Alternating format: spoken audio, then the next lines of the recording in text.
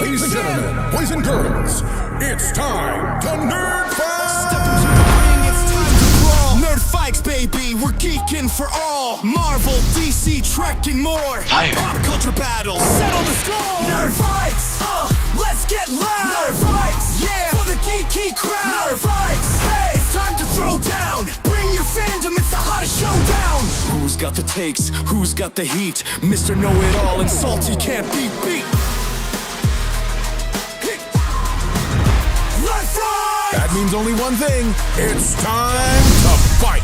Beat drops out with the final shot. Nerd Fights. Let's fight! What's up, everybody? Welcome to Nerd Fights. I am, of course, your host, Mr. Know-It-All, and joining me is the captain of this starship, Salty Trekker. What's up, brother? I have one question. When are you going to make it so I'm not like a balding old man in the intro? I'll fix that eventually. AI's gotten better. I'll fix that. Yeah. But so tonight we got a really good show, fun-packed show. We're going to do some things a little bit different. Going to have the chat a little more interactive today. But we're going to be talking about three main topics. The very first topic we're going to be talking about, or correction, we'll take them any order you guys want. But we're going to take a look. Amazon apparently is doing, has invested in, by the way, your fan is really loud. But Amazon has invested in the Netflix of AI, so they can spin up your own stuff, and we're going to get a little deeper into that. Also talking about Starfleet Academy and that excellent trailer. And we're going to break it down and I'll give our thoughts, as well as this week's. Of all the trailers for Star Trek shows, this is the newest. Yeah, no, totally. And then we're going to also talk about the fantastic episode of Strange New Worlds. Whatever. This episode is one of my least favorite. When you said fantastic, I thought you meant we were going to talk about Fantastic Four again. Yeah, no. I saw that again today, so you know. Yeah, right on. But so what do you want to get into, sir? Would you like? By the way, your fan really is loud. Like, how loud is that? I turned down my. Let's see. I can't remember which thing. Your microphone is catching it all. Right. I'm working on it. So is that? Tell me, is that adjusting the fan level? Yeah. Yes. Is that tolerable now? I don't know. Get in front of your. You're off screen the whole time. I don't know because you know like this too. Because you like having us in like iPhone format because you know. It sounds breezy. Phoenix says it sounds breezy. Oh, and then of course, fight. Hey, what's up, Michael? Mike Richards, greetings from Chicago, from Columbus, Ohio. How's this? Is this better? From seeing only half your face? No, the audio. Oh, that's fine. I think it's fine. Yeah, it's fine. It shouldn't be an issue. But and then of course, hey, what's up, the Trek reviewer as well. So yeah, man. What do you want to talk about first, brother? Well, I don't know. Let's see. Anybody? Well, hold on. You saw this movie. Why don't you tell me about this? What you saw there behind? Oh, the Naked Gun. Yeah, man. A sequel, not a reboot, to the Naked Gun or the Police Squad franchise. Yeah, of course. And I would, yeah, of course. Darren says half your face is an improvement. But the boy, they're starting quick early today, aren't they? So I would say this. Some reviewers were shocked by it. I absolutely thought as soon as I heard Liam Neeson was cast as the new Frank Drebin, I was like, perfect. Because but this is clarification. This is not a reboot, right? Right. Like, he's not Drebin Jr. So he's Leslie Nielsen's son. Yes. That's hilarious. I wonder if the alliteration was on purpose. Yeah. So yes, this is actually Naked Gun 4, but it's just called the Naked Gun. Salty Indy Tiger has sent you an email, apparently. Oh, thank you, Indy. I will check it out after we finish up here. So yeah, it's a direct sequel. In universe, Frank Drebin Sr. has passed away. Oh, dude, that's so cool.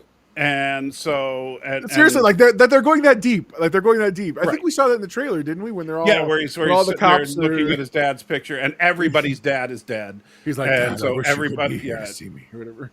Yeah, and the one black dude is like, I ain't saying anything. Not with a picture of OJ. Yeah. So I think what I'm most excited for is you're telling me that this is like legit. Like it's not. Yeah, this is a legit sequel, and it legit feels like it's in the Police Squad universe. Now it's 2025. It's not, they're not trying to make it just like the Naked Gun or Just Like Police Squad. Right. This is a sequel to those shows. So it takes place in an updated world with updated everything else. And Right. Police Squad has existed this whole time. And Police Squad is still the elite division of the police force. And but this Frank Drebin is much more of a badass than his father. Oh, wow, really? Yeah, he fights like Liam Neeson. Oh, that's so great. Yeah, so Oh, that's so great. When he's Okay. fighting, it is like brutal, bare knuckle, taking Yeah, him yeah, down, yeah. but also silly and stupid at the same time. Nice. That's awesome. And like there's this, you're gonna love this. I forgot to tell you about this when we were talking about it before.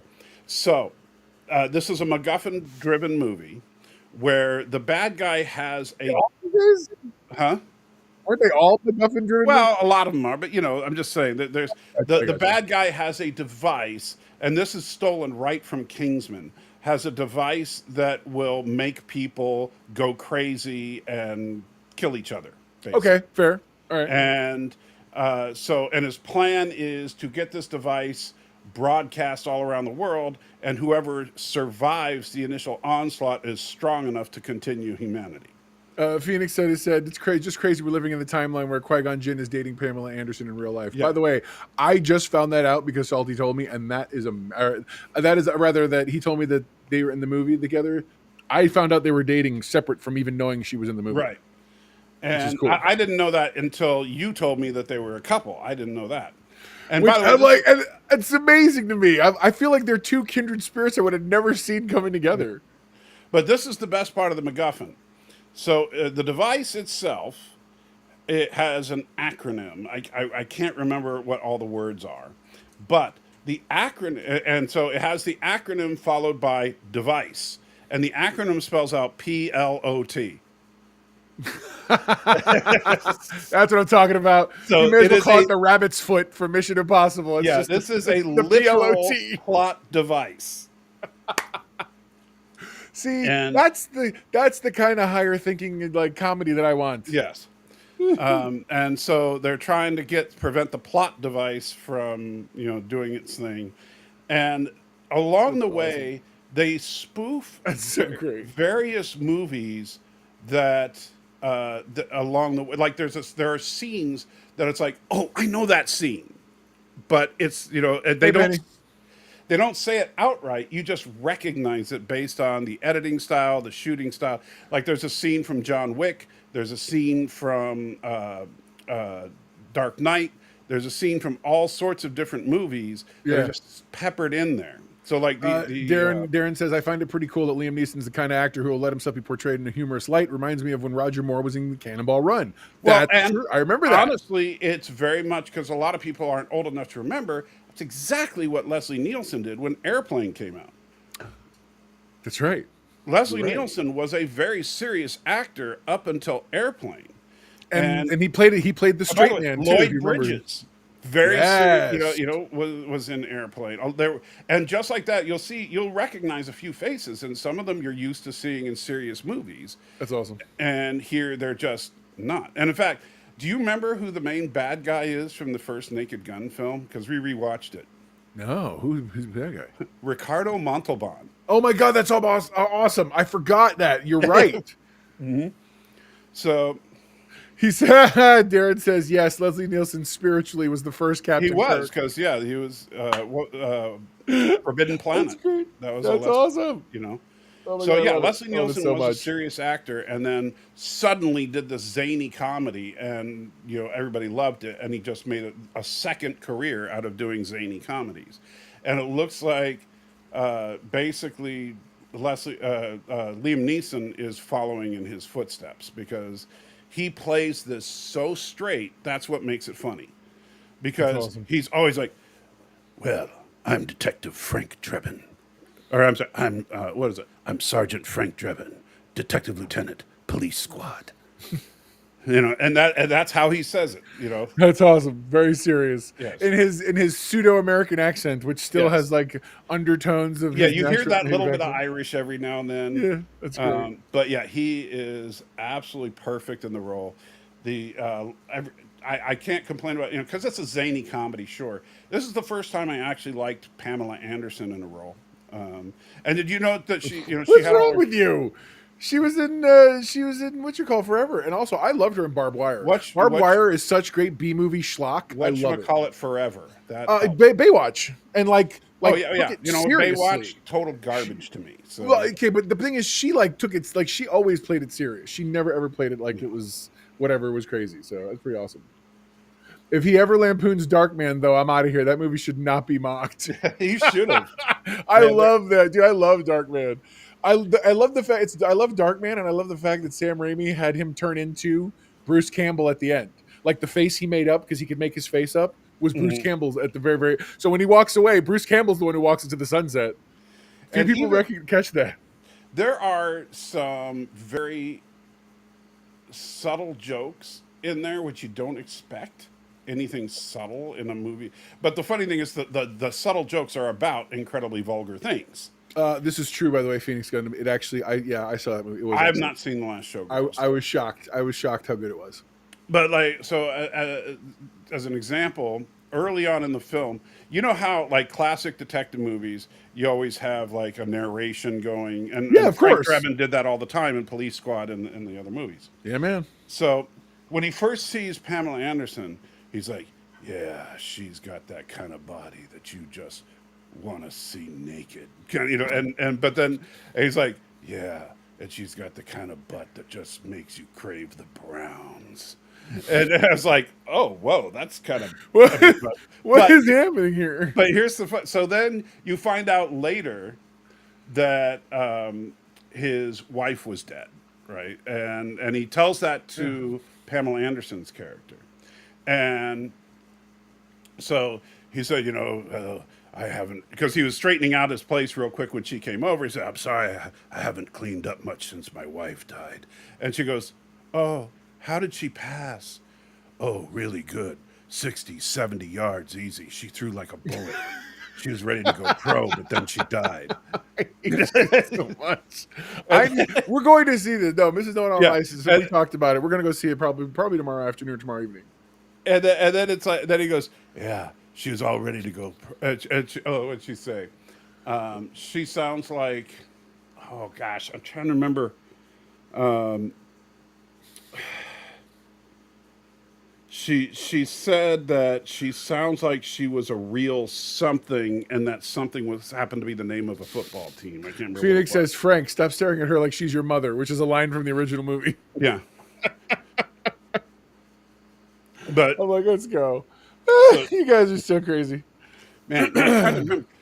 Help me out. What are the names of some football teams, NFL football teams? The Patriots, the Lions, the Bengals, obviously the Cleveland Browns, Chicago Bears, the Green Bay, of course. Duh. One of my favorite team as I'm sitting here messing around. It might have been the Patriots.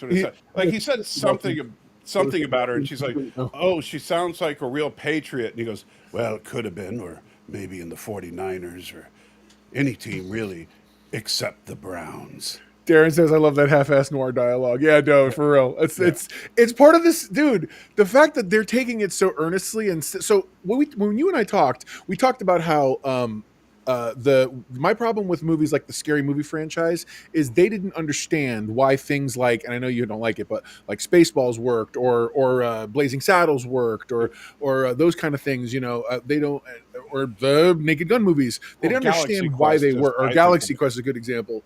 Like they didn't understand why those worked, and so they just were like, "We're gonna say rude, funny stuff, and we'll make dick and fart jokes, and yay." Right. And not realizing that there's a rhyme and reason to it, and the way you described it to me was great. So if you could talk about that briefly, you said as in you got to understand action to make fun of action scenes. Right. Because the opening sequence, and you guys, if you've seen the trailer, you've seen part of the opening sequence. And that's the bank heist scene where he skips in as a little girl, and then he pulls off the Mission Impossible style mask and all that. So before he goes in and does that, we see the entire heist. And the heist, by the way, was entirely a distraction. Because oh, really? Yeah, all the people in the lobby of this bank were basically jumping, shooting up the place, getting sacks of money and stuff, while the one guy went into the safety deposit area to get the plot device. Oh my god, that's great! And I love it. And so that was so the whole robbery was a distraction just to get the plot device. Right. And so then, but the way that it was shot and the way the music, the score for that scene, and everything about, and the way they kept cutting to the different characters that are involved in the heist, you would swear you were watching the bank heist scene from The Dark Knight. And it's awesome. Until Frank Drebin shows up and turns it into a big old joke. Sure. And the thing is that, like, what I was saying is, to really do an effective parody of an action scene, you have to feel like you're watching an action scene, right? As opposed to just watching actors pretending to do action. A good example that I loved was Last Action Hero. Last Action Hero, because literally he's lampooning his own movies right the whole time. So each of them feels like, whenever the movies the kid and him are jumping into are actually feels like an Arnold Schwarzenegger movie. Right. And I'm like, because you got to respect the thing that you're making fun of, if that makes sense. Right. And that's where we disagree on Spaceballs, because I don't think I hear you. No, I hear you. I understand. That makes sense. But yeah, overall, if you like any of if you like Police Squad or the Naked Gun movies, this is a worthy successor. Very cool. Other than the fact that if you know who Frank Drebin is from the originals, you don't have to know anything. Right. To see this movie. You don't have to go see, you better go see Naked Gun, the first and second movies and all the episodes of Police. He does not. No, Laura, I'm not a fan of Spaceballs. But this is a definite standalone film, but it's a film that fits right in line. Like, you could watch the previous 3 Naked Gun movies and then watch this one, and you feel like you're in the same world. Right on. All right. Well, that's awesome. You wanna shift over to one of the other topics we're going to talk about? Sure. Mainly because now that I know Laura's in the audience, I kind of want to talk about Starfleet Academy. To be fair, I mean, we can talk about the Netflix thing if you want, but I really feel like I want to go into that. No, you can go to Starfleet Academy then. Wow, a movie that has, Laura says, a movie that has several African American actors isn't liked by Michael. Wow, dang, we went there quick. Wow, it takes very little time. I don't know, man. What is oh my god! Talking? I mean, what? Because Tim Russ has a cameo? Yeah, that's rough. And it's not even a cameo because he wasn't Tuvok yet. No, but it's a wonderful line that he has in that movie.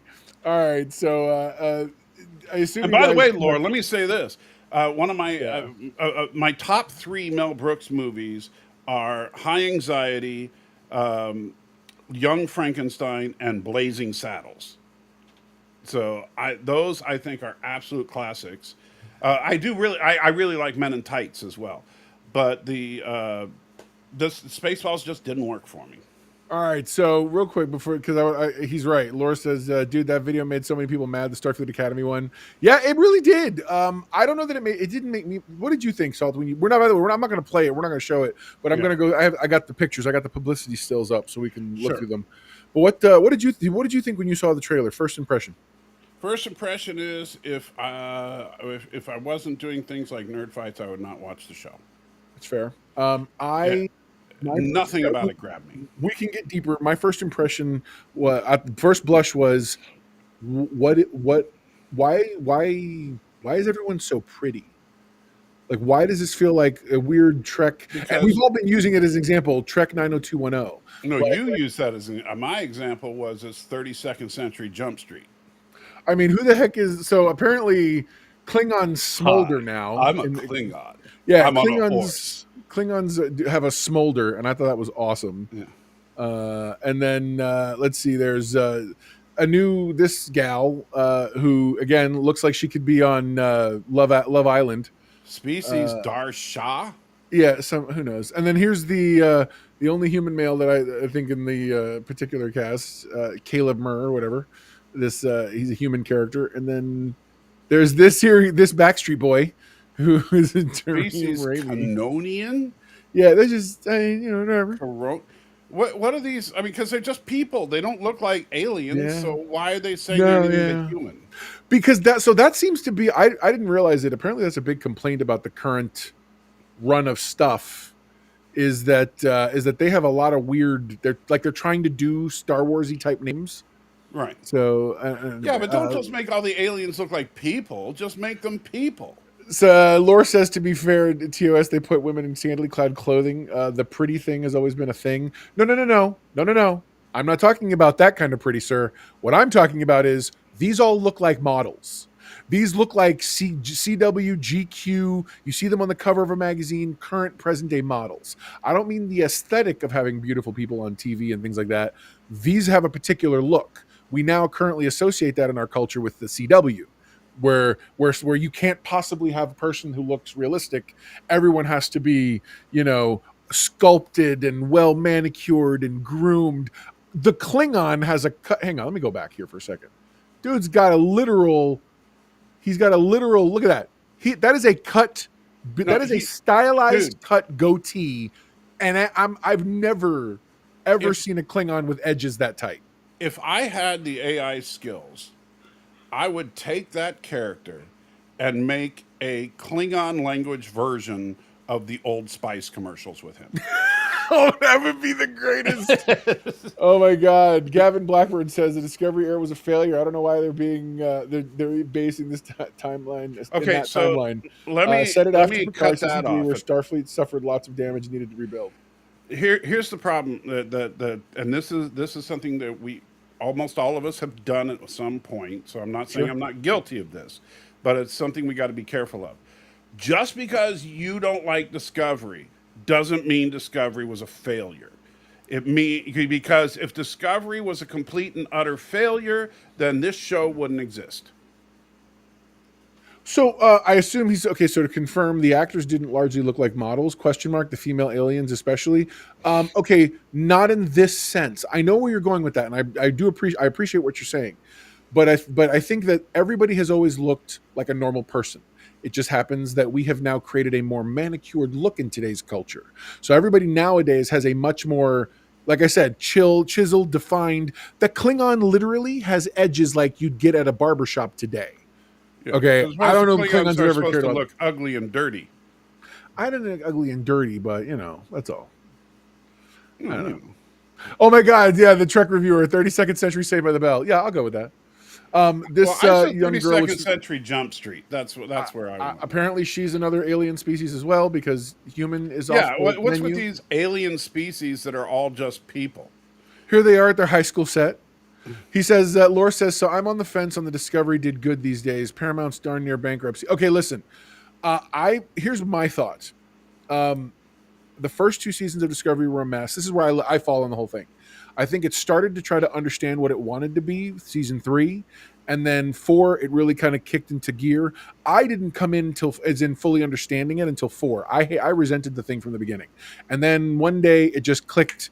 And I was like, holy crap, I know why this feels weird. This isn't a crew. We're watching one person's story, and that's Burnham's story. And that's been confirmed and met out. And so once I started rewatching everything through that lens, the show began to land better. I don't like it better. Like, I'm not sitting here saying, it's a great show, but it landed better for me, and I was able to watch it on its own merit. And I think that for me was the key to at least being able to appreciate another Star Trek, even if I hated Enterprise, but for different reasons. And Salty's helping me kind of see past a lot of that. But you ignorant slut. I didn't like Discovery. I knew from day one that this was going to be the Michael Burnham story. But really, I did not. They said in the press stuff that this was going to be different because it was going to follow one main character as opposed to it being. Oh, okay. But I understood that from the beginning. I just didn't like it. I thought it was poorly written. I thought that the stories were not all that compelling, and everything that they said that they were doing first, they didn't. All mods Con says, I've been watching Trek since '73 when I was 3. Loved TOS and Berman era. Convention goer. Awesome. So have I.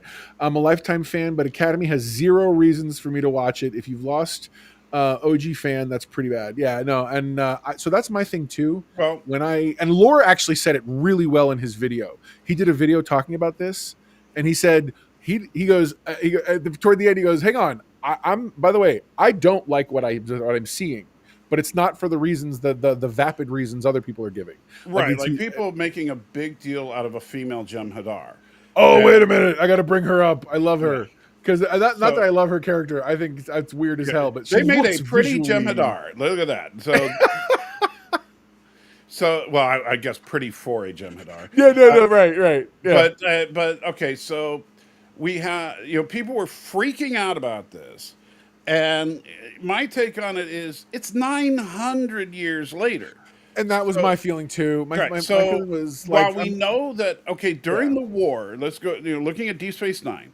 During the war, we know that the Jem'Hadar are basically all a bunch of test tube babies grown for the specific purpose of being soldiers. The clip has been thrown around everywhere in this discussion. Yeah, but nowhere in the show did it say they don't have functioning penises. So what I'm saying is, you're right. I agree with that. There's nothing that says they couldn't mate with a non-Jem'Hadar female, and this is what we got. She's more Discovery Klingon in appearance. Phoenix, I could see that. Yeah, my feeling on this was very much they can never have female lads. My feeling on this whole thing was, remember when Next Gen started and everybody freaked out that there were going to be Klingons on the crew? How is that possible? And they explained it super quick. Lori even called that out in this video, and it's the same argument I had from the very beginning. I have a lot of problems with Next Gen, particularly the first couple of seasons. Yeah. However, Worf being on the crew was something I was excited about because for me, it was the fulfillment of the prophecy given by the Organians. No, hold on. Laura's freaking out. I want to respond to him because I don't want to think I'm ignoring him. He says, "You don't understand. Did you know that in one line, in one episode, that none of ever wasn't?" Yeah, exactly. They can never have female lads. They can never have females. As we all know, Star Trek has never had one sentence that has ever proven wrong. I agree. Yes. He's totally going off on him, and you're right. By the way, Laura, you're absolutely right. That's why you can never beam through the shields, except when you can. Bro, why aren't you on this panel? Like seriously. Why aren't you on this panel, dog? Because he's a jerk. He's teasing us. He totally is. He's like, I'm going to sort of be here, but not really. No, it's fine. Hang out with the plebs in the chat. That's fine. Yeah. So I think maybe some Jem'Hadar saw Lursa and Beethoven and was like, hey, I'm going to hit that. Almad says, I understand they need to replenish their audience because everyone's aging out, but Academy doesn't appeal to Gen Z either. No, their problem is they've never been able to grab the original audience. They're still grabbing some audience they think's going to show up, who hasn't showed up, never showed up for Discovery, who hasn't showed up for anything else since. We're the only ones who show up because we're hardcore. Like I'm Star Trek through and through. I watched the first 2 seasons of Enterprise and ended up not liking it, but I was there, So I don't know. But and like I said, I think that we're forgetting that a lot happens in 900 years. Agreed. So, I absolutely agree with that. So I have no problem with that, because look at the fact that we had who was the one chick who was like part Cardassian in Discovery, right? Yeah, what's her face is part Cardassian, part Bajoran. She was what's his name's Ducat's half. No, but I'm saying in Discovery, the president of the Federation or whatever was part Cardassian. Yes. So I had no problem with any of that. The problem I have is that the show just doesn't look interesting. It has nothing to do with the species of everybody. For a show called Star Trek, I don't see much trekking. Well, you do see the shot of the bridge. Well, and that's why I put Captain Holly Hunter up here. Hi, I'm Captain Holly Hunter. Welcome to the USS Athens. Yeah, she's very Holly Hunter in this. Very. Yeah. Phoenix says, I thought Lower Decks managed to pull the younger audience, even though it was a legacy show. I thought they did too. That's just me. I thought people saw, at least people who were into the Rick and Morty-ish of it all, were able to laterally make a shift, I think. No, Dinner Bells, there is no Kardashians in this universe. Well, we don't know. We haven't seen everybody's butt yet. So, there's... So, I have... Captain Elastigirl. That's awesome. Yeah, no, real. That's real. Yes, I remember the half Klingon, half Romulan, actually. Oh, man. You know what would be great is if the helmsman's name was Bob. because then she'd go, Bob, you need to engage. All right, so here's my next quick question. Is Robert Picardo strictly there to sort of legitimize everything? Oh, of course. Okay, because I can see no other reason why he absolutely does not fit. Now, I firmly believe what's her face, she fits all day. She feels like this Discovery-esque universe because that's where she comes from. Right. But I feel like Robert Picardo, she's the chancellor over lesbian studies. I feel like Robert Picardo's there to bring the member berries hard. Yeah. And I'm very curious to see how they do it. They keep dropping hints that fans are going to love and appreciate how he's here. And I'm like, okay, all right, I got you. I think what would be great is if the first time we see him is someone goes into his office and they're troubled by what they're going to do. And then he just appears and says, please state the nature of the counseling emergency. That's funny. I would think that after however many years, thousands of years he's been around, that he would have already grown past that. I also find it because apparently he's supposed to be the same character. The doctor. Yeah, he's not just the program or whatever. He's the real deal. Which, but still makes no sense that he's old. Yeah, I agree, Phoenix. The Doctor and any Hollow Legacy characters are only here for torch passing. I do agree with that. Yeah. Robert Picardo being in it just tells me that he needed the paycheck. You know, he's like, I need to remind people why I go to these conventions. Yeah, like we got you, bro. Yeah, we got you. Yeah, nothing feels compelling about this show. How about Paul Giamatti, huh?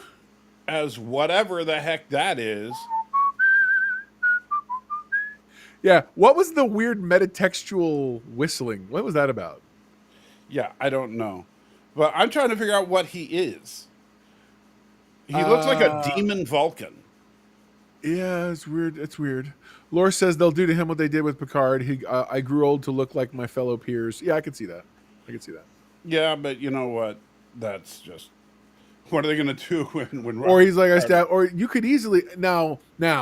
I'll buy it if they do that line and they're like, "Would you prefer this?" And he literally becomes his old self, like they just kind of like Q did. Yeah, just briefly and be like, I think it'd be silly. I look out of place. And then now I look like a respected professor. That whole thing. Yes. Like the Q with Picard. Yeah, exactly, Laura. That's what Salty just said. Yeah, I'd be okay with that. But I just, at the same time, I still don't see a need for him. I don't see. Oh, you see Dinnerville's getting creative, obsessed with modifying his program to the point he degrades his program over time to simulate aging. Ooh, see, at least that. See, I feel like we're all being way more clever than they're going to be on the show. Yeah, they're not going to do something. They're not going to go this deep, I feel like. But, yeah. I mean, it's just like, the Data. Oh, yeah, the new Data, he just ages because reasons robots age now. Well, the thing is, how do you have... I don't know. I feel like with all the technology we have, I think they did Data bad. But here's the stupid thing. In All Good Things, you remember All Good Things, right? One of course. Episodes of TNG. When Picard would jump to the future, Data had gray hair, and he explained it was because he wanted to look older. Hey, Lore, you go to hell. You go to hell right now, sir. Okay. I read that and I was like, no, don't. That'd be great if they got like Poe to come in and go, they age now. Oh my god, it's awesome. But yeah, Phoenix. So it's funny because Phoenix said what I was talking about is that, and so in All Good Things, Data purposely. Phoenix said he's a Klingon. Phoenix said he's a Klingon Tellarite, apparently hybrid. Klingon Tellarite Vulcan. No, well, Tellarites have the ears too. I thought, don't they, or no? I don't know. Tellarites are just pig people. Bradley Briggs says, "Why do I never get notifications for this? That's very annoying." I don't know. YouTube hates you, man. I don't know. We love you. We love you, Bradley. Yeah. But yeah, YouTube hates you. That's why. YouTube's like, Bradley's on. Shh. Oh my God. Yes. Apparently Klingons decided to win wars by breeding ethnicities out of people. You know, I never would have caught that Klingons to be the kind to like do that. I feel like they would want to keep their strength and be like, why? Especially why with the How do you translate prima nocta into Klingon? Nice. I like it. Josiah Flamel, I'm here. What did I miss? Oh, so much. No, I'm kidding. more or less. Naked Gun, good. Starfleet Academy, bad. That pretty much. Yeah. Lore says, well, they got dual genitals now. Yeah. True story. He doubled up on everything. Which really makes you ask questions about Troy. Why would Paul? Okay, now let's look at this for real. Let's talk about this for real. Well, let's talk about this casting for a minute. Why do you cast Paul Giamatti and why do you cast Holly Hunter? Star Trek's never been about having big name stars sell a thing. Well, keep in mind, big name stars, Holly Hunter and Paul Giamatti, not exactly in their prime. What are you talking about? Paul Giamatti was just up for an Oscar last year. Was he for what? Yeah, he was in a movie where he was a teacher doing some nonsense. I can't remember the name right this second. Doing some nonsense. And Holly Hunter's she's still an Academy Award winner from the back in the day, and she's been on a couple of TV shows recently. Yeah, but you know what? I'm sorry, but okay. Let me put it this way: they're not exactly pop culture icons. Okay, that's fair, but they still are. They you're might right. they might You're win right. award shows and stuff like that, but you know what? That doesn't make them relevant to the general audience. My point though is why? But you still had to pay for them. They still came with a paycheck. So why don't they have what is the deal? Why don't they have? Josiah, we've never been that. We've never been that show. Star Trek's never been that series. You would not want Dave Cullen on here because it would not be Nerd Fights. It would be Nerd Slaughterhouse. Dang. Yeah. Dave Cullen, I used to have a lot of respect for, but anyway, I don't know. He didn't clue me in on any of this stuff. All right. So what? I'm trying to think what else. So Starfleet Academy. My other thing is, I don't know who is the show for. It doesn't feel, and I don't mean that the way some fans mean it, where it's like, if I don't like it, it's not for me. Who's it for? What I mean is, I can see the audience for Strange New Worlds. I can even see the audience for Discovery. I can see the audience for a thing. Oh, these people like space adventures, like the JJ verse. Oh, these people liked older Star Trek, like that. Like, what is I feel like this was something Kurtzman said to him. Said, I have this great idea and I'm married to this idea. He should have just spent the time putting Legacy together, and instead we get this nonsense. This has been forced on us. Yeah. By the way, Laura. No, shut up, Dwayne. That was a total CW. I want to say that was UPN. All of those people you just named were not big names at the time they were on Star Trek. Correct. Well, not to mention, none of those people that you just mentioned, I would consider to be actual quote-unquote thespian-style actors. Right. Maybe The Rock's trying now, but these are all people who have been, they're well-known on TV, they're well-known in some circles for having famous faces, but they were never, I mean, Paul Giamatti and what's-her-face are they're in another league compared to the people you just mentioned. And no, Laura, you know what? Dwayne "The Rock" Johnson. He was a wrestler. He was just a wrestler. You're talking apples and oranges. Yes, right. He was a name. He was a wrestler. Now, mind you, it was appropriate the episode they put him in, where he was. That would be like saying, "Wow, can you believe how did they manage to get Mr. T in Rocky III?" You know, when it's like nobody had heard of Mr. T before Rocky III. You know. No, wrestling is absolutely acting, but you know what I'm talking about. Now you're just being belligerent. Now I don't know if Dave Cullen's the only rage baiter. That's all I'm saying. Yeah. So okay, and actually, hold on. WWE, while not quote unquote the storylines are not real, they're athletes still. You drop a man from 30 feet onto anything you want, cut, knot, a mattress, anything. It is rough. What are you doing? Huh? You froze all. You suddenly. And why are you censoring your mouth behind your name tag? I'm not censoring my mouth. You haven't. Hey, you got the wide shot. I'm not doing anything. I haven't cropped anything. This is your normal shot you use all the time. Actors can't be athletes. I hate you so much right now, bro. Never mind. I understand why you're not here on the panel anymore. Go on. Anyway, no, but here's something that might go join the fandom menace. Here's something that may solve a lot of problems, though. Ready? I'm dead serious. Imagine for me for a second, Salty, and I want everybody to think about this for a minute. What if you could go to a Netflix-like software, start typing stuff in, and suddenly make your own Star Trek? You want a brand new episode of the original series with all the original cast? Cool. You want to see what Shatner, Nimoy, and all them would look like in a Strange New Worlds type setting with the nicer technology? Do it. That's kind of the premise of this thing they got going on over on Amazon's invested in this big. I say big new company, but then when you go a little deeper, it's not exactly everything you think it is. So this company's created this thing called Showrunner, and literally, oh yeah, no, totally, Stormtrooper Greg. I love recent Stormtrooper Greg. That's that AI thing that they put together.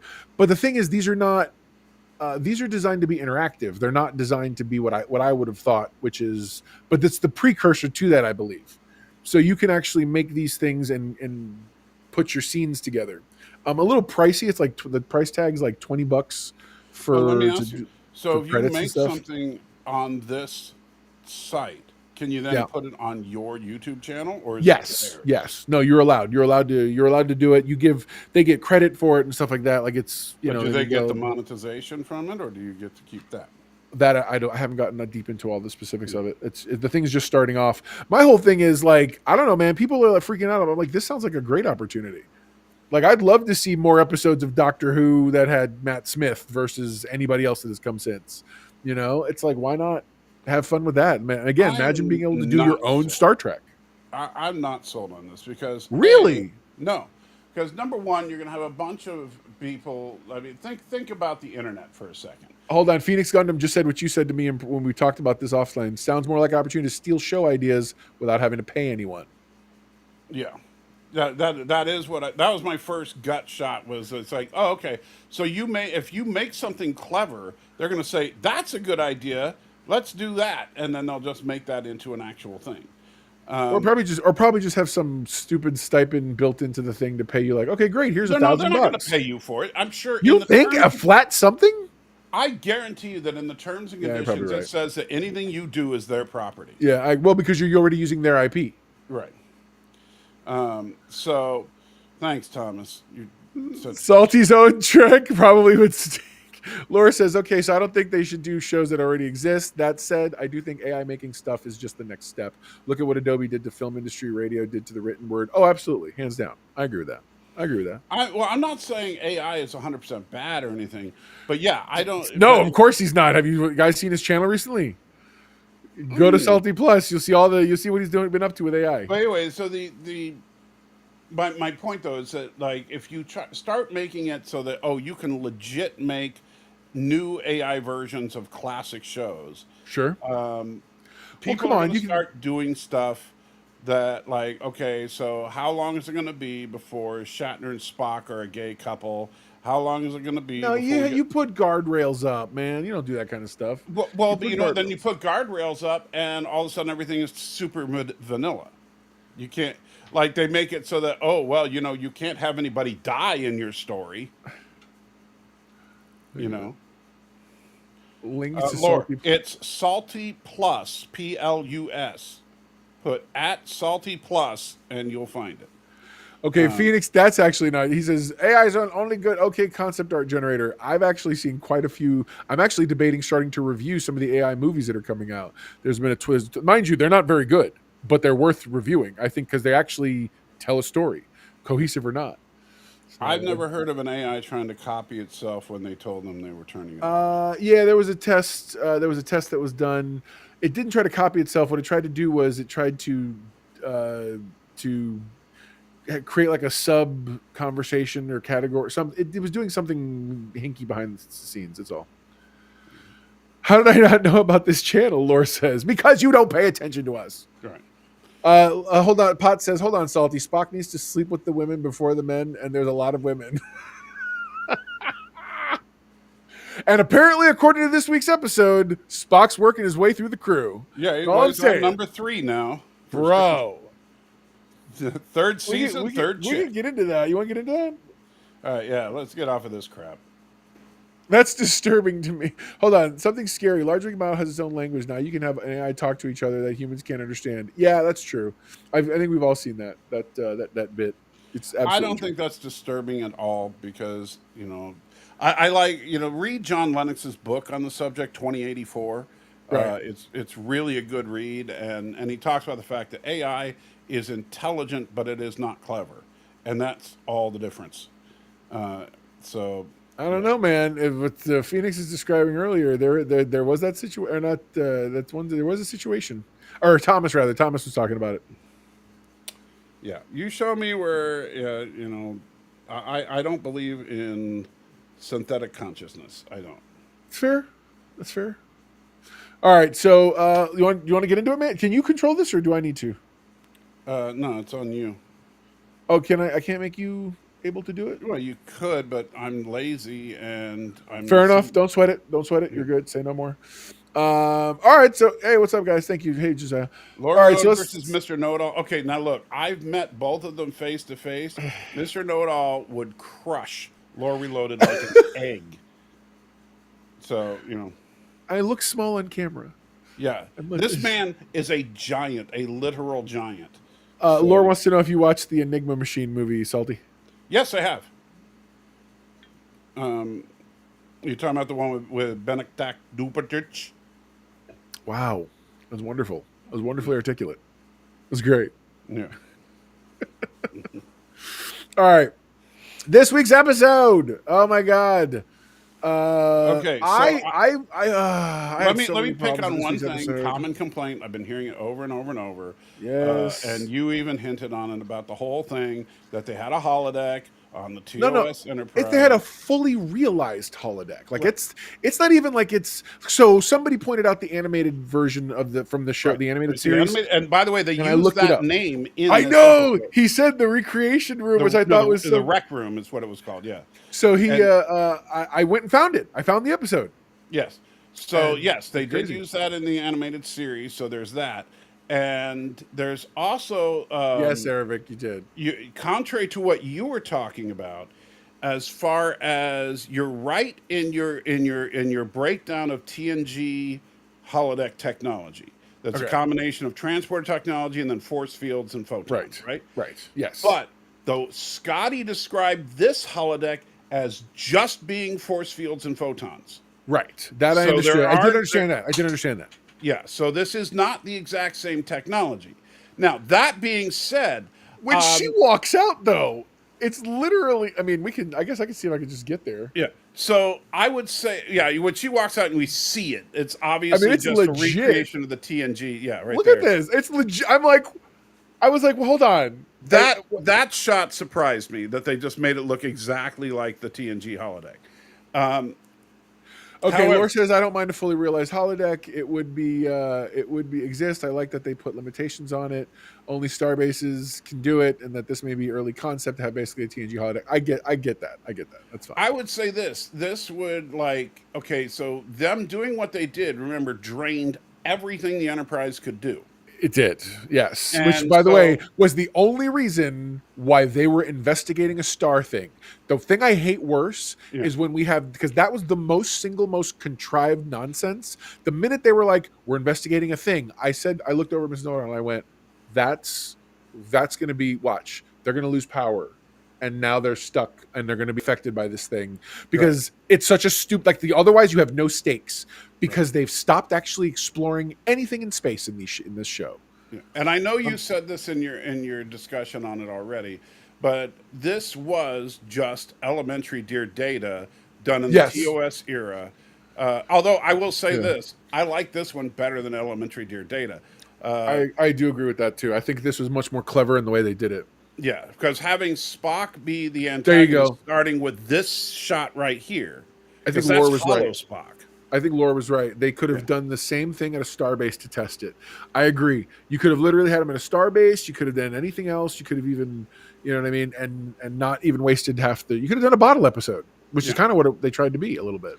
Yeah, and they should have. They've done it before, like in season 2 after the Gorn fight, or season 1 after the Gorn fight, they had an entire episode where Enterprise was docked at the starbase, right, and they were negotiating with that alien race to join the Federation, right. And so there's no reason that I think it would have made more sense for this to be on a starbase, for this to be experimental technology, and that they're thinking about doing something like this on starships. As Phoenix says, it's more Dixon Hill than Sherlock Data. Yeah, no, I feel you. I think by Sherlock Data, we just mean how the instructions. Yeah, the whole point of this was that she told the Oh my computer god. to create a murder mystery that would be worthy of her investigative skills, Uh, as opposed to just a murder mystery set in the time. Hey, Lore makes a great point. The big problem with the modern Trek, in my opinion, everything has to be high stakes. Best of Both Worlds was amazing because it was a rare time that the Earth was in danger. Yeah, I agree with you. I think you could have easily just had. You didn't have to have the sun aspect. Just the fact that the ship is losing control. Think about that. And they kind of did that in Next Gen a couple of times, where when the ship starts to lose, you lose gravity, you lose air, I mean, you can have danger. You're in space already. You don't have to have us near a star and flare's going to burn us. The door could open and we're screwed. So like, this episode I think would have been better if it took place 90% just on the holodeck, and I wanted to see more of their 1960s Star Trek. agreed. I wanted to see more of that show, dude. I will. Okay, I'll go with you on that. The fact that they opened with this, and they opened with those credits. Paul Wesley does one of the most mind-blowingly brilliant Shatner's impressions, not because it's accurate, but because I just felt it and he committed to it. And I was like, yeah, dude. Like, he hits the wrong words that are supposed to be the inflection point and breaks stuff. Oh my God. Yeah, it's great. I loved everything about this. I love the teeny tiny outfits. I love the bad hairstyles, the bad paper mache monsters. Yeah. And if I'm not mistaken, that's real old Star Trek music. If it's not, I'm shocked, because I swear it sounds like any episode. The best thing that I caught in that was that they played the Red Alert sound from the animated series. They did. I caught that too. Yes. So yes, they used a lot of classic. Oh yeah. Laura says, I don't know how much behind the scenes you know, but the doors were a constant issue for the TNG and DS. Yeah. Yes. And at the very end, he literally is at the very, very end scene. They're literally like, but there are bloopers where you see that from TOS too, where the doors hit them and stuff like that. Yeah, dude. He's trying to. It's awesome. Oh yeah, all the sound effects were brilliant. I thought I thought it was all great. So I think if the entire episode was just Scotty and trying to figure out a way to shut down the holodeck from the outside while La'an was stuck in it, and she and pseudo Spock were trying to solve the mystery. Yeah. And then, or in fact, because that way the only character we see outside of the holodeck is Scotty. So we have because here's the most contrived thing about this episode. Why did we never see Spock outside of the holodeck? So to me, I wasn't really super worried about it. Day off? I mean, no, he was working. We did see him in the very, very beginning, right here. Right, but I'm saying once we saw him on the holodeck, we never saw him off the holodeck. Because you don't see it, because he's working with her, and they're both trapped in. No, he wasn't in the holodeck. No, I know that, but I'm saying when he shows up, you're talking in the actual. I'm answering your question. I'm talking about it doesn't make sense that all of a sudden, like, Spock was helping them set it up, and then all of a sudden, real Spock just disappears. Didn't they say something like he has a day off? I'm kidding, they didn't. Yeah, but like, they'll get nothing like that. Yeah. So where was Spock? Stanley Pelia is not done, but I can tell they're trying to get it. They're getting her done. Yeah. They're like, quick, we got Scotty now. Let's hurry up. Let's get this brought out of here. Yeah. So, but they Spock is the chief science officer. Hold on. I want to address this. Laura says Scotty not trusting people doesn't really seem to have any basis in the original TOS. Unless I missed something, Salty would know better than me. Now, hang on. Before you and Salty go off on that, I'm going to reiterate what I keep having to reiterate during this show. We are seeing all of these characters at the beginning of their journeys. By that, and I know you know that, but by that I mean he's got an issue, and they're talking about it's from this last Gorn thing. It's a trauma. We're probably going to see him work through it, because that's what you do in the Kurtzman era. You have to work through your trauma and then eventually get to be the team player guy who works well with others and is the guy who makes all the things happen and the miracles and all that nonsense. We're going to see him grow into that. Or Scotty has survivor's guilt going on. A lot of baggage. Yeah, and no, I'm fine with the characterization of Scotty, other than the fact that he's too young. But that's just, I mean, I can deal with it. Because here's the thing. You're going to accept that Anson Mount, as opposed to Jeffrey Hunter, is Pike, then, you just got to accept that it's recasting and reimagining of some of these characters. because Anson Mount's Pike is nothing like Jeffrey Hunter's Pike. No, and of course, you're right. He's absolutely right, Laura. You're absolutely right. You're trying to. He says, well, how come none of the you don't see the people are fundamentally part of who they've always been, and we've seen basically they're not reverse engineering these characters well, is what I'm reading. Which is that if you reverse engineer it properly, you get to this place. And I've thought the other way of that until now with Spock. I'm sorry, I was able to process. Okay, him and Chapel were a thing. They didn't. Now that explains why. Later in TOS he's cold to her completely, and she now is like, "Oh, I missed my opportunity." Blah blah blah. Whatever. I could see that somewhat, but I feel like you're right. They haven't reverse engineered Scotty properly. I feel like if you reverse engineer them right, you start to see. I think they're doing good with Uhura. I think she's got a wonderful. I see growth. I see the person she's going to become someday. Very much. You know what? I honestly, I don't have a problem with Scotty because I see he's building confidence. We see he's a genius but lacking confidence. We see that he's not a bad guy, but he's not a team player, and he's a lieutenant, not a commander. Yeah, that's true. And so, by the way, those are not ranks that happen super fast. Right. There'd be some time for him to develop and grow into those things. So I mean, so I really don't have a problem with him growing from where he's at to becoming, Laura says the Spock is an example. Him being dyslexic is left of field. Doing good with Uhura. Oh, she's in the background and not adding a lot of value in the canon while breaking barriers out of the box. Spock's dyslexia since Discovery? Also, what show are you watching, bro?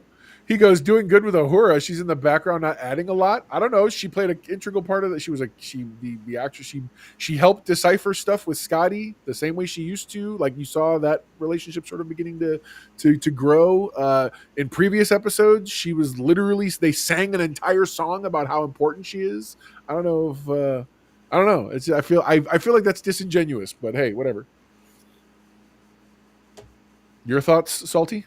I think what he's saying is that in the original series, she wasn't important. He says, "Can I come on? Let's explore that."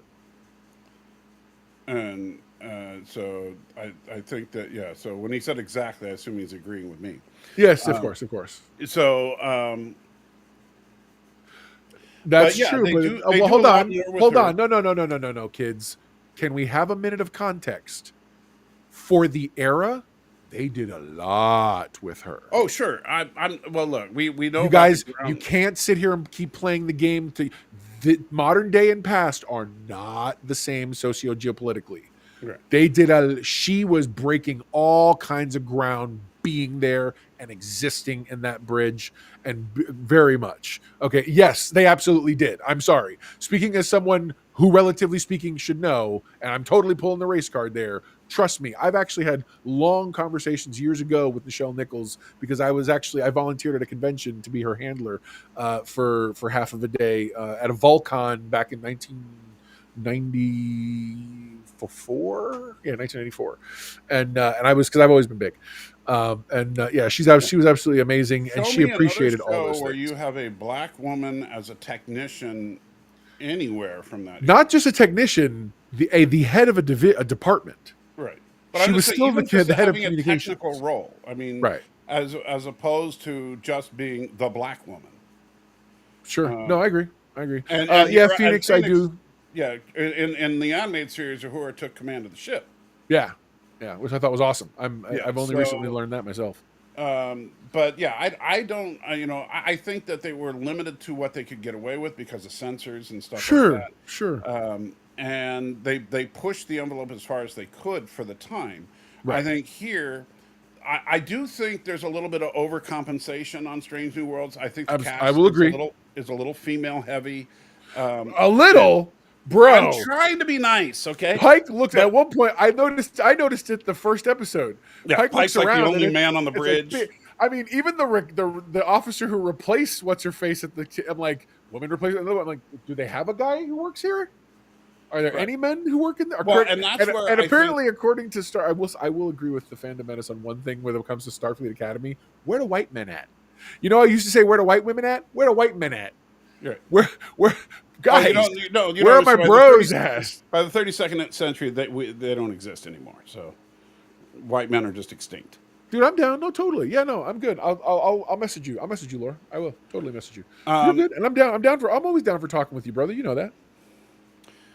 But oh, sure, you'll invite him, but not me. Is that how it's going? He's had those He's had those fights with you. So, no, it's all in good fun. But Absolutely, no, I think absolutely. that. But you see, the thing is, they're bringing in Scotty. Sooner or later, The EMH would be the white guy. Dead right. Dead Yeah. right. Yeah, And he's so an the old white one, guy too. is an 80-year-old. Yeah, you know, the least inspiring or least aggressive, and the only other white guy is an alien. Anyway, I love it. But yeah, I do think that because they're bringing in Scotty, they're probably going to bring in Sulu eventually. About Dude, the she only way- is. Rebecca Romaine is tall. She's super tall. Yeah, Rebecca Romaine is like 6 feet tall. She totally is. By the And- way, did you realize that the reason she had that goofy hairstyle was because she had to wear a wig because she's filming Doomsday stuff for X-Men. Yeah, she's dressed so she's in Mystique outfit. So That's what I was thinking. Is that I couldn't believe it. Although my wife said her wig was bad in this episode too, but not as bad. Right, this at least looked closer to her normal hair, like the way it was set up. It's not exactly. It's definitely wig beautiful, but Right. But yeah, and that's actually what I said to my wife was, you know what? I'll bet you had to cut her hair for Doomsday. Totally. Because did put her in the Mystique. cast for Doomsday, which thank God it's not Jennifer Lawrence. So I will take No, Rebecca I Romaine guarantee. in that. How much you want to bet they do something where she's like, remember when I was younger, and she like becomes just for like a. If they do that for a split second, I'm okay with it. But Jennifer Lawrence is. I'm so over that. Who says something about Sulu? Were you talking about Sulu? I said that eventually they're going to have to bring Sulu on. I absolutely think they have to. I think that we're seeing. I mean, this Ortega's season, out. I think she's going out. it seems like we're seeing an arc for the exit of Ortega. Yeah, I think I do see that because there's too many hints going on. Right, and if Ortega goes, they're going to need a new helmsman, and that's a prime opportunity to get Sulu in there. What do you mean? I don't understand how. What was wrong with you? Was he? Did he not? Was he? Why couldn't he? I'm missing something. There's no reason he couldn't. I mean, he and Uhura were the same rank, so there's. No no. Start. I'm sorry. Strange New Worlds. Yeah. You're we're right. talking Strange New Worlds right now. Yes. Sorry. I know we're jumping around. I apologize. She's supposed to Ortega Stanley. She's supposed to be having the post-traumatic Gorn disorder. Well, which makes sense. And I mean, Ortega's already, she went through hell during the war, and then she got her hand gnawed off by the Gorn. So totally. Yeah, she's rough. She needs to really stop it. Phoenix goes, Ortega still needs to be ended by Tuvix Batali.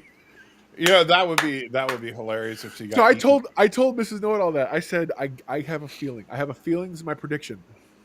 I have a feeling Batali is going to go full blown mutant Gorn Queen, and then somehow that's going to be what helps Ortegas overcome. But either Ortegas will kill her or be involved with her death somehow, and she will realize how wrong she Ortega, was. not Ortegas. I thought it's Ortegas. No, it's Ortega. Are you sure? I wouldn't, die on it. Though, I have because I've been seeing the S attached a lot lately, and I thought, but you're right. It could be people talking possessively. Anyway, my point is that, I have a feeling it's going to be a weird kind of. She's going to be involved in Batali's death, and either Pike's going to have to kick her off. Like it's not going to be important. Pike's going to be like, I understand, blah blah blah. She this and that. But Ortegas is going to be gone for some reason. I'm with you. She's gone this season. I'm calling it. Yeah. I will fully admit that I was wrong about Spock. I don't know. Hold on. Laura says the fact they made Ortega a racist bugged me in the Quality of Mercy. She was only a racist in an alternate future. No, but she's also only a racist in the same context like Cole Meany was, or for that O'Brien and them were up against Cardassians for a minute. Mind you, he got over it, but like I feel like there's a lot of I don't know, man. I feel like it's one of those like I'm. Yeah, it is. It's like it is Ortegas, by the way. I just looked it up. It's like that Vietnam syndrome where suddenly you think all the people from there are evil, horrible because you were in the war. I feel like that's more what it was than her actually hating the other. It's because they were killing them. I don't know. Stan, I saw it. I didn't see it as him making fun of Shatner as much as a send up of it. Even Shatner's admitted it was like I thought it was a little better than an SNL sketch. That's just me. What do you think, Salty? I think it at first it felt kind of like an SNL sketch, but I like I said, I would have liked to have seen like a lot more of that episode. I think Stan says it just seemed a bit insulting. Hey, first, that's fair, and I respect it. But I also think we need to. I don't know. I didn't take it. I didn't take it that harsh. If you're going to say that's insulting, then Shatner insulted himself. Hold on. No human would talk like that, bro. Go back and rewatch it. Shatner hit all the wrong beats. Hold on. Watch The Enemy Within. Just watch that episode. Agreed. No, that's a great one. I am Captain Kirk. Yeah. I don't need you. Yeah, he's in an attempt to overact. He not overact, to really inflect, to act. He would hit the wrong beats many times. Yeah. But yeah, I don't think Ortega starting to say sabotage. Sabotage, which especially because the funny thing about Shatner is they would at least try to get him to say it right in the original series, but in the animated series they didn't even try. No, they were just like, whatever. Man, that's why we ended up with Quinto Triticale, which I think is so hilarious. Oh, you're right. I'm sorry, Stan. You're right. Forgive me. Stan goes, no, that's the dialogue in the holodeck. Some guy says he's overacting. No human would talk like that. That's hilarious. Right. Yeah, I do. That was a wonderful. And by the way, everything Anson Mount does is inspired. Him being this quirky pseudo Gene Roddenberry writer guy. Gene Roddenberry. Oh, he did so good. So good. Except, and this is if you're going to take issue with like how they portrayed the Shatner-isms in this, I would take more issue with the fact that this defends Gene Roddenberry having a grand vision for the show. Because okay, I see what you're saying. I can see that. Yeah. Because this, the creator of what was the name of that show? The Space Hour or something like that, whatever it was, he was really involved in the production, where Gene Roddenberry was not. Right. Spock versus Dr. Doom. Are you serious? Dr. Doom would kill Spock in about 10 seconds. Yeah, not because Spock's not capable, because literally Doom is more capable. Deal with him. Well, Doom wouldn't suffer him. And Spock doesn't suffer fools. Doom wouldn't suffer him. Trust me. Doom would be like, whatever, man. Yeah. But yeah, I wanted to see a full episode. They needed to have Anson more female harasser to be accurate. They did actually. Awesome. He should have been. He was a little bit. He was a little bit on the. He should have been a womanizer. He should have been hitting the booze. There's a lot they should have done with it. Space Frontier. Is that what it was? Yeah, I think so. Space Frontier probably. But look at that. Look at him. He looks like. I mean, honestly, he looks like he's trying to be more Andy Warhol than Gene. And they probably did do something. There probably was a measure of that. Seriously, there probably was a measure of that. Little bit. Our guy was so bad he destroyed. Bro. Oh my God. Is this how these conversations go often? By the way, with Lore. Yeah. Oh yeah. That's awesome. I laughed at the speech about how the 60s show was so inspiring. Bro, I was so like, who decided to give her the most self-stroking like speech ever? Like, dude, tell me the manifesto that they're trying to make us believe the show is still adhering to or ever adhering to, and that's what this speech was. And that's where I'll agree with what Stan just said. The problem is that I don't buy that this show was the inspiration for something like Star Trek. This would not be the show that inspired people to become scientists and stuff like that. If they were going to do that, because if they got a second season, I'm kidding. I think that if they had done something, that was all the Trek Riz in that speech. Yes, it was. Yes. Like if the shot they were filming that we saw kind of at the beginning, if it ended with like some kind of space battle, and you did all the stupid things they did, like the nuclear lasers and all that, that's fine. And then at the end, the alien's standing there, and it's like, in a different world, I could have called you my pal or something. If they played it up like that to where we knew exactly where they were going with it, that this was Star Trek, as opposed to this is a off the rails parody of Star Trek. Like, honestly, but the Galaxy thing is Quest, didn't they do down to whatever microphones they were using or audio processing? It sounded like the old show. right? But they didn't do a good job at writing it like the old show. No, of course not. I'm not. I'm talking about. I'm more enamored with the fact that down to the lighting cue changes when they would get closer. I was like, oh my god, that's brilliant. Here we go. Laura says, because I'm always down for this. Here's something that might annoy Salty.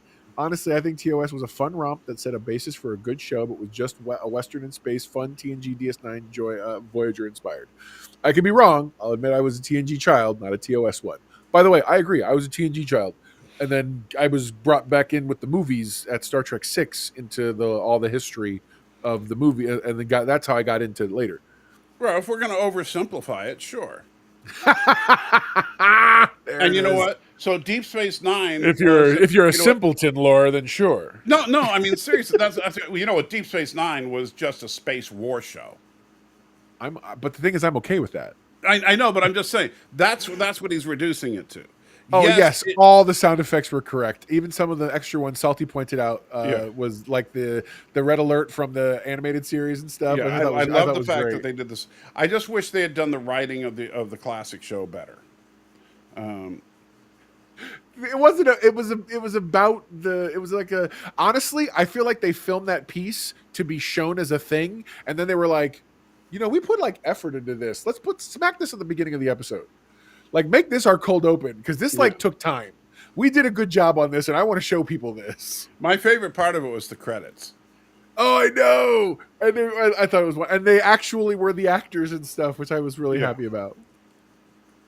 I agree. As a kid of the same thing. TOS did feel antiquated at the time as well, but I was able to, especially when you started getting episodes like in later TNG where they actually showed images and how, like the Scotty episode. I know you don't like for reasons, Salty, but like where you suddenly see the older bridge and you're like, okay, now you have bridged the two gaps for me. Right. Now I was like, all right, let me go back and watch this show because now I know it's relevant to the whole thing. Laura says, so for those with film degrees, especially cinematography, the style of 60s filmmaking was nailed. Dead on, brother. Dead on. And I know that you're making fun of me, but I'm sorry. It felt like the show to me. Okay. In fact, it felt like the show so much. I have it on my screen over here, and I was watching it before we started recording because I really wanted to see it again. But I would like I said, I would like to see a full episode of that show. The bloopers were good. Oh my god! Can you imagine? That would be so awesome. I feel like you kind of did. Not obviously you saw. At least you saw the setup for it. Right. But it would have been fun if we'd seen it in a full episode, and they put the care into writing it like it was a good episode. I know. Oh my god! How many times are you going to say? Fine. Everybody acknowledge. Yes, if they did the writing better, please acknowledge this for him. Well, I'm sorry. Writing is the most important. Everybody in the chat, acknowledge Salty right now. Will you shut up? All the writing. Yes, it was the writing, so we can move on. Yeah. Falling out of the view screen. Gold. Falling out of the view screen. That was good. Yes, and the pseudo. Well, because Frakes directed this. Oh, did he direct this episode? Yeah, totally. That's why. I bet you that's why he did that. That must be why they did the Riker maneuver. It was awesome. It was my complaint. It was an SNL sketch. Yeah, and I can see that. Well, and it's like things like the falling through the view screen. Okay, that was really funny, but thank you, Phoenix. At no point, thanks you too for acknowledging him. Huh? So Phoenix has acknowledged you. We want to thank him for that. Yeah, thank you. But at no point in the original series was the view screen just a person standing on the other side of a cardboard cutout. Right? So hold on, but Stan, you have to understand, this was not actually TOS. It was they were lampooning the style of TOS in a hyperbolic manner. But that's not the style of TOS. Oh, shut up! And we've already acknowledged you. It was very much the style of TOS. Or do we watch different shows? Clearly.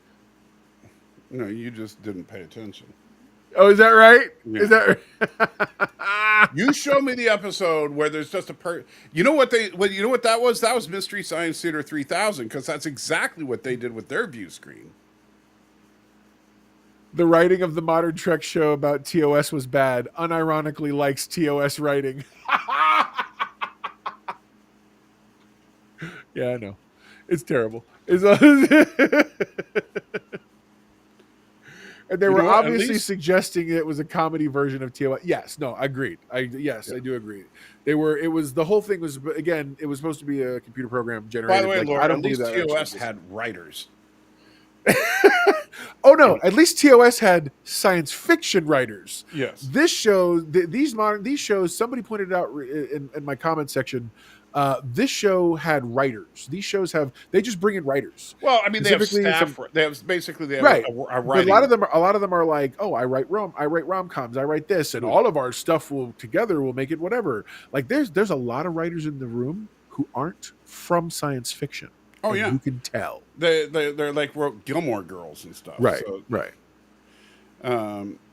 Hold on. Which part of the show, Laura says, which part of the show was better writing in TOS for you? When they talk about inkwells and girls' pigtails, or the dog with a fracking spike on its head? First of all, the dog with the spike on his head was not writing. That would be the prop department. Because the idea was just an alien creature that was, beamed up and duplicated. By the way, no, Phoenix. I assume you mean I'm gonna have to interpret what you mean. They did have pro writers.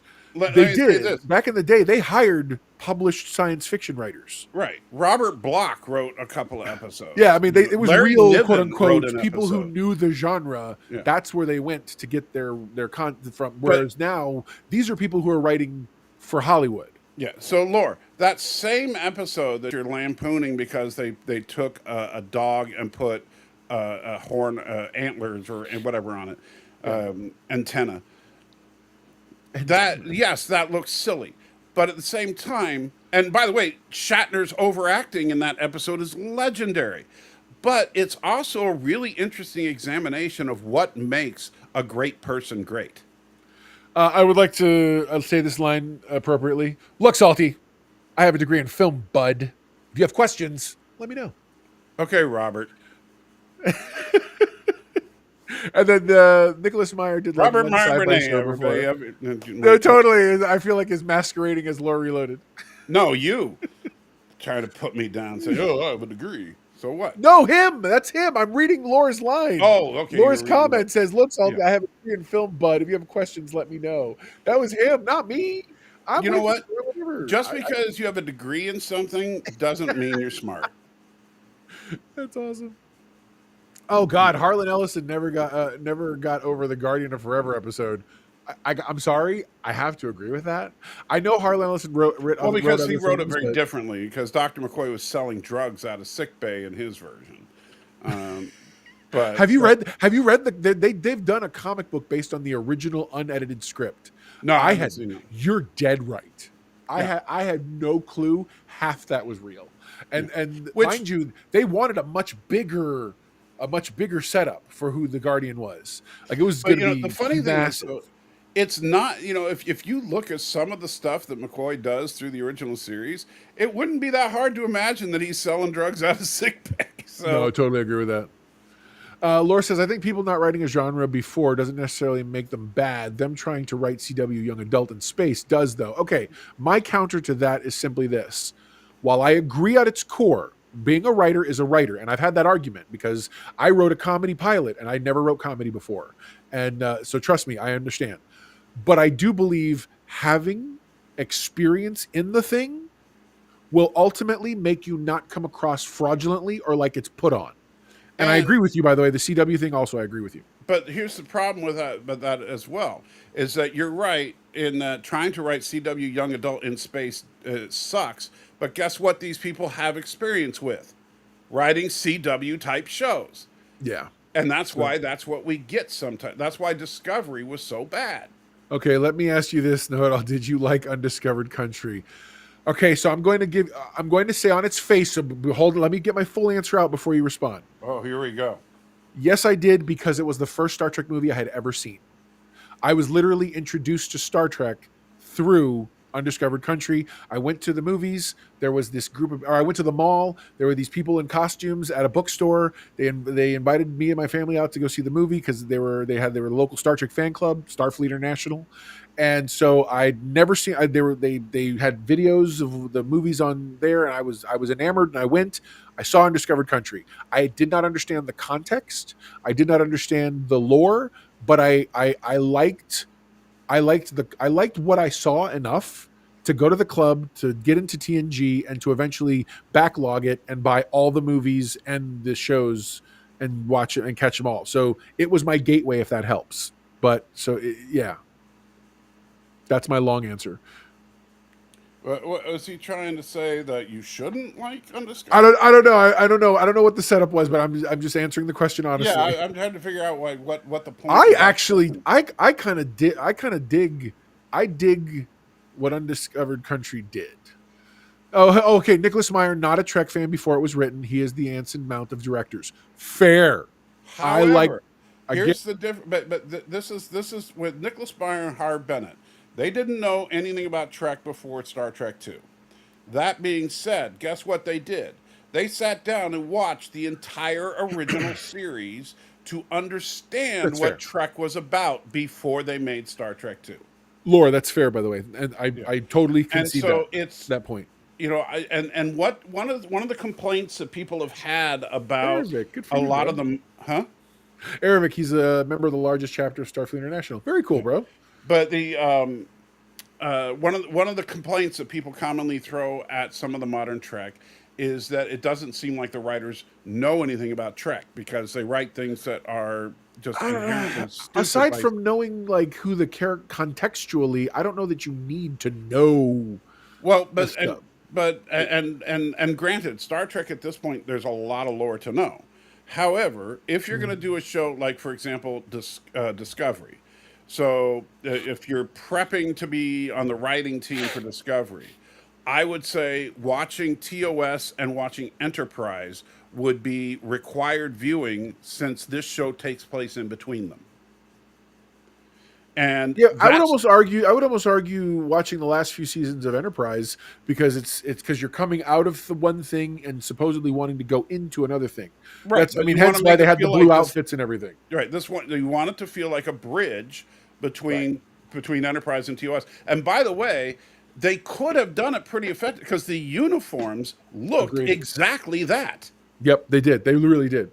And so they absolutely could have made this some kind of bridge show between Enterprise and TOS, but it's clear that that wasn't their intent. That's awesome. Harry Kim. You know the actor Harry Kim? What's funny is he didn't know a lot about Trek, but hated a specific episode. He was told to watch so many Trek shows or whatever. He asked him to put tapes together. He told them not that episode. It was the first tape, and they didn't tell him. That's awesome. But yeah, you know, and also it's annoying to see. Phoenix says it's annoying to see modern pop culture adaptation directors never read or see the source material.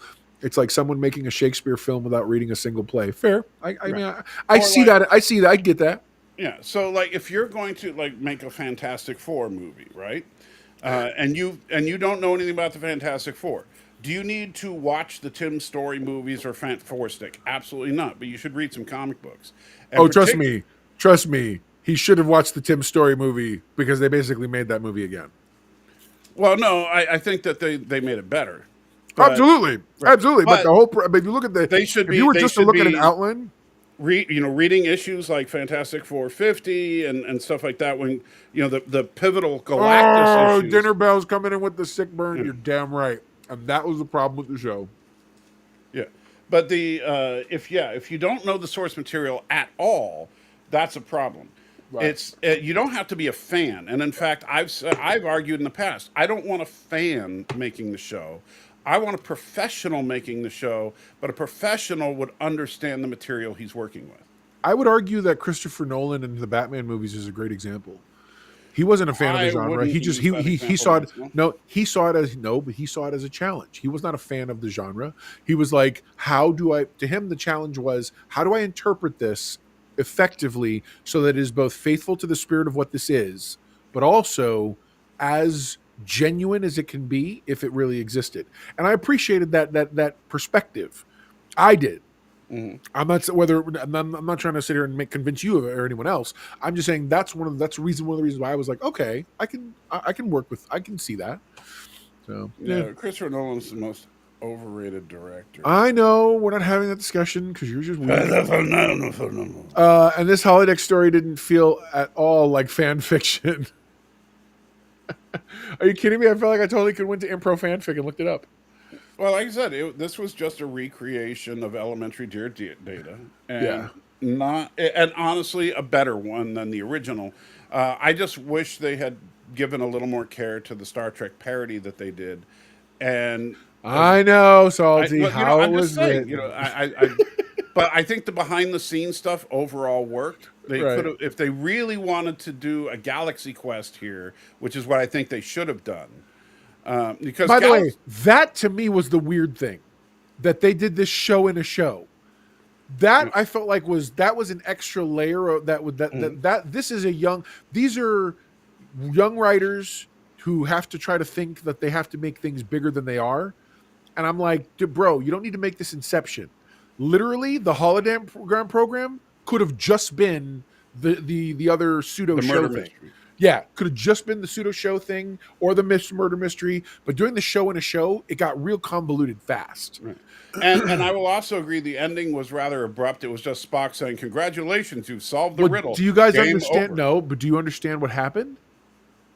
When they, in the very beginning, I didn't get it till I watched it the second time. There was heat when they were dancing. And then at the end, when she hugged him excited, it was very cold. And she immediately knew, you're not the genuine Spock. I'm saying that's how she found out. She didn't No, I'm not talking about her figuring it out. I'm talking about the fact that once you figured it out, Spock says, "Yep, you got it," and then game over. I thought we just spent like the first 20 minutes of this discussion going over how this is early holodeck stuff. No, but chances are this thing is just like that's how it ended. It doesn't know how to end well. If there were no safeties and all that, then Spock should have immediately tried to kill her. No, he wouldn't, because the program ends. The program is just real. The safeties don't make the program not the program. Just at any point she could have almost died, but once she solved the thing, the core program function was done and finished. At that point, the game goes, "Congratulations, you have won." It's that part I didn't trip over that, because I'm like, they explained that once she's got to complete the game, the mystery, solve it, and then she'll figure the Why are you trying to sound like Scotty? Because that's what he was the one who said it. He said he was the one who explained she has to finish the thing. I do like the way Scotty inserted himself into that movie. That was awesome. That was great. So yeah, overall, I would say this. Congrats, you won. Slowly creeps into the shadows. Yeah. I would say this. I enjoyed the episode, but I think it was the weakest episode of the season so far. I missed that, Stan. You're right. She was wearing a sensor thing, and the computer was listening while they were dancing. Bro, you're right. She even says it in her log. She's had to wear this so that the computer learns her, right, or whatever. I also thought it was. Did anybody else find it weird that they had to get the patterns from the pattern buffer? Because I'm sorry, aren't the pattern buffers isn't that technically a copy of you? Well, that doesn't happen until later. They haven't. Okay. I'm just all right. They haven't split people. Scotty looking like a Wes Anderson character. Well, I think I think the transporter buffer thing made sense, because that is the only way they could possibly have that detailed profile of everybody. Agreed. No, okay. But at first I was like, hold on. Are we technically making what's going on? It just felt it was a very weird moment for me, because I was like, hold on, the pattern buffer, isn't that what they make? They're printing we just printing people? What's going on? Yeah, Stan, if she had just had an iPhone with her, then that would have recorded everything, and she could have, that would have taken care of it. 100%. I am in agreement. Yeah. The transporter clone. My whole thing is this: you get to the end of this thing, and they're like, "So Starfleet's decided they're not going to do this thing, whatever else, blah blah blah." Yeah, he's too funny. I felt like that whole idea that so you're telling me that we've known holodecks are this dangerous, all the episodes we saw in TNG and everything else that come down the road, but way in the beginning, we've known this is a bad idea. Right. The possibility that these things can break like this is a thing, and we were just like, we're good. Now, in fairness, the only workaround, and I guess this is part of the problem. Yes. Like the only workaround that Scotty came up with was the idea that maybe the holodecks need to be on a separate power grid, which of course plays out to Voyager. Right. But what I think what should have happened was have her get injured, and then they realize, we got to be, we should be careful about what the holodeck is capable of doing. And then at the end, during that conversation, talk about maybe we need to put in some kind of safety protocol to make sure nothing can actually hurt you. Like, they didn't even think of that yet. Okay, and the other problem I had was how it looked. And by that I mean, I would have preferred, give me like rough circuitry walls with like maybe the raised the early version of a holo emitter. It literally was like, hey guys, you still have that TNG set? I'm like, this is just an excuse to use a volume? Why? Why do this? Because it's so easy. You just take the empty set and paint it black and put stripes up. Because that's the easiest set to build. Yeah, Stanley says they had a safety protocol. It broke. No, I hear you, bro. They did, but they shouldn't have. That's my point. Like, that would have made more sense given that this is a prototype, in that they could learn. I get that. Gosh, we need to put some kind of because here's the malfunction. You have it so that, okay, it uses more power than they expected. Because of that, they can't shut it down. And so they have to play out the entire scenario. That part you set up. However, nothing about the safety protocols, because that's so TNG that you should have had Picard walk out and say, "Yep, that's right." So instead, you just have them end with, "We should have created some kind of safety protocol to prevent this from ever happening again." There it is. And there, she got hurt. She got cut because the glass broke and jumped up. Yeah, which that cut just miraculously disappeared. Okay. Dinner bells. Didn't Enterprise have a proto holodeck plot? Can't remember. Okay, it was on an alien ship.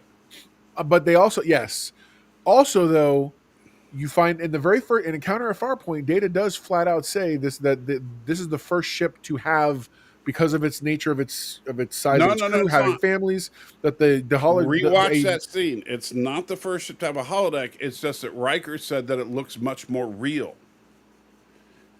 and because this is an advanced holodeck.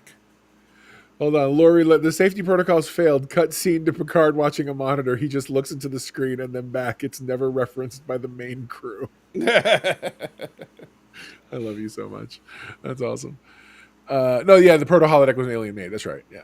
But yeah, I think that if you had eliminated the safety protocol dialogue, because that made it feel too TNG, and you just come up with the idea that, like, right in this scene, instead of her saying, "Oh no, the safety protocols must not be working," she'd be like, "Oh, I didn't realize we could be hurt in here."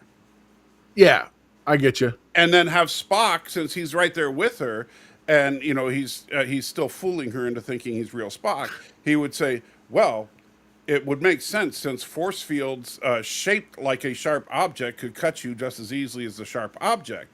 And so perhaps we need to consider that while moving forward." Salty, why are you always trying to write a better show? Can't you just enjoy the show we're watching? That's my natural instinct, as I try to think of, because I think that. Well, hold on. Can you leave it to the people with film degrees like? I'm sorry, Laura. Would you please tell me why I'm wrong about fixing this episode? No, so again, my problems were pretty surface, I think, overall. Because again, if you shut off your brain for some of those acronyms that I'm talking about, like the holodeck thing and whatnot, I enjoyed the somewhat overstuffed and convoluted plot of the show. This was one of the better failed holodeck episodes. Okay, there you go. I'll go with that. The problem is that it's about 100 years too early. Yeah. Well, and this was one of my earlier complaints about Discovery, when suddenly I remember it was early in the morning. I'm watching an episode and hologram of the Admiral shows up, and I was like, "Whoa, what just happened?" Right. Like, what is this? No. When that was Stop. experimental technology on the Defiant. Yeah, and I was like, shut up. It was so weird and jarring. Anyway. But yeah, I think that the a little bit of tweaking could have been. It's not quite Bride of Chaotica. I'll give you that. No, it's definitely not. But you know what? It embraces that level of cheese with their Agreed. Star Trek parody, and that's why if they had set the entire holodeck stuff in that Star Trek parody, I think it would have been better. Agreed. Absolutely agreed. Get rid of this. Get rid of this. Have La'an say, you know what?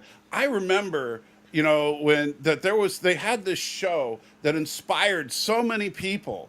Yeah, totally. To get into science and stuff. Why don't we do a holodeck based on that old show?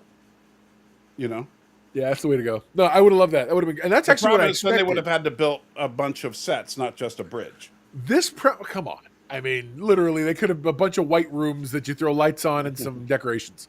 But no, but instead they have the giant elaborate mansion they rented and put whole new things in and whatnot. Well, I'm just saying they could have, but they didn't have to build the mansion. No, but they still had to rent the cost of furnishing an entire mansion. Those aren't just standard backlot sets. I don't know that they have many of those these days.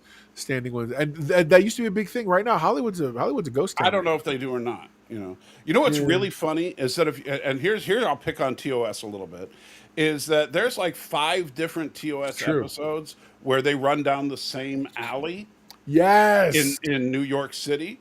Yes, and to give a couple of examples, Return of the Archons. Yep. And City on the Edge of Forever, they run down the same alley. In City on the Edge of Forever, it's where the police officer catches them. In Return of the Archons, it's where they get trapped by all of the body when they're trying to get them. So my comments say the same thing, which was they're like, this was just an excuse to not have to actually do anything sci-fi based. This is somebody who wanted to do a period show or some sort and was like, well, here's my opportunity to throw this into Star Trek. And it's like, I don't get to do, like you said, Stan just said, he goes, that's why you got Star Trek Western and Star Trek gangster shows. And it's always they mirror human development, like whatever. Yeah, but I think that it could have been. I do believe that, Phoenix. I believe it could have been a great episode, but instead it was a good episode. Yeah, I'll go with that. Yeah, and again, I'm not jumping ship, by the way. I have so many people on TikTok who are like, it's like, yeah, quit the show. And I'm like, bro, calm down. I had a bad episode. We move on. Okay, you move on. I'm sorry, not every episode of TNG was a banger. Okay, there were a lot of duds, and I still kept on with it. So, yeah, just watch the first 2 seasons, man. Bro, that is a slog. There are more duds than good. Yeah, I could, for real. It'd be easier for me to tell you the shows I liked from those first 2 seasons than it would be to tell you how bad the others were. But yeah. So overall, yeah, it was like I'd give it a 6.5 maybe. Okay. I did 7. Yeah, I gave it a straight 7. Yeah. So, which I knew Stan would appreciate. That's my go-to. Yeah. So, not horrible, but yeah, definitely. What is this obsession with Spock having to have a girlfriend? Because in the final episode, we're going to see a pointed Vulcan dick. I hate you. God, I hate you so much. I will say that La'an and Spock make a better couple than Chapel and Spock. Okay, I will agree with that. I will agree with that. I will agree with that. But my big issue is La'an they got to find something to do with her quick, because now that she's healed from her trauma, she has no reason to exist. She feels empty and she feels void of any kind of purpose. And I'm like, guys, and you can't just, but you know what? The same thing happened to Worf after a while. When Worf suddenly became comfortable being who he was, and he was no longer, we were no longer the betrayed house and blah, blah, blah, whatever else. He just became the security guy. And that's it, with the lumps on his head. And he said all the catchphrases and the lines, and that's it. And it's like, Worf didn't get good until Deep Space Nine, let's be real. Oh no, Deep Space Nine. They brought him a whole. They allowed that. They allowed that character. He got a character in Deep Space Nine. Yeah. On TNG, he was just the Klingon. Yeah, he was the Klingon that you'd never seen before. That's great. But La'an, the thing about La'an is that the whole Phoenix, this just feels like a bunch of shipping writers taking control of yeah, Spock. I agree. La'an, her whole thing is, I mean, as far as the hook for her character, is that she is a direct descendant. Tinder dating speed is crazy. It is wild, Not really. bro. Spock's, this is his third girlfriend in 3 years. That's actually not that crazy. We sure it's 3 years, but okay. Well, 3 seasons. Yeah, I'll go with it. All right. And granted, I mean, La'an is a rebound, so, you know, we'll see how long that one. No, and that, so by the way, that I do now, if they do address it somehow like that, where she's like, you know, look, I'm in a new place, finding out who I am. You're in a place trying to get over some stuff. I think we're good. I just want to, you know, whatever, you know, but then they got, that's how Chapel approached it at first. Right. And then it became a thing. I don't know. But, you know, Chapel going with Corby was, you know, inevitable. Stanley says, I guess he gets it all out of his system before becoming a stoic in TOS. I agree. But you see, actually, you know what I liked is that La'an, like when she said that Spock in the holodeck, and this is some of the good stuff from this episode. La'an was talking to Spock saying, well, you in the holodeck was cold and calculated. And Spock says, many people describe me that way. And she goes, yeah, but I know you. Yeah. He's like, but you're not And so, and that is so true, because on the one hand, you have Spock say things that are just the logical truth, and people will go, oh my God, how can you say that? But then people that really know him, they get it. Yeah. You know, and they know he has feelings. Well, and on some level, La'an was similar. Because of her trauma, she didn't let people in. Yeah, like I remember, like McCoy, of course, famously liked to pick on Spock because he always just wanted to get Spock to have an outburst, even though he knew it was never going to happen. And my favorite thing was Spock always basically telling him in no uncertain terms, "I'm not going to play your game." Yeah, I'm like, right on, bro. I can't wait till he gets to that level of maturity again. But remember, I don't know if you remember this, but on the planet of Californians. Where you know, Kirk was taken away from McCoy and Spock, and they're being held in that prison. And Spock is examining the bars and trying to figure out a way out, and just talking to Dr. McCoy about their chances, blah blah blah. And then McCoy is like getting on him about not having any feelings, and then he goes, "That's it, isn't it? Why, you wouldn't even know what to do with a good, warm emotion." And Spock looks at him and just says, "Really, Doctor?" And he's like, "No, I get it, Spock. I'm worried about him too." And so they did know each other. Yeah. And so La'an knows Spock at that level. And I think part of it is, remember, they had a mind meld. Oh yeah, that's true. You know, so she knows. Oh, there's a directed by, yeah. So she knows Spock better than almost anybody. You know, so Alex Bogey versus Mr. No. Whatever. Me and Alex are like this. He has sent me so many super chats. I like him. Alex Bogey and I are buds. Alex only has a problem with this guy, not me. Yeah, that's because you haven't talked theology with him. You know, just try to bring up any major theological point and watch the sparks fly. Well, let's talk taxes. No, I'm kidding. No.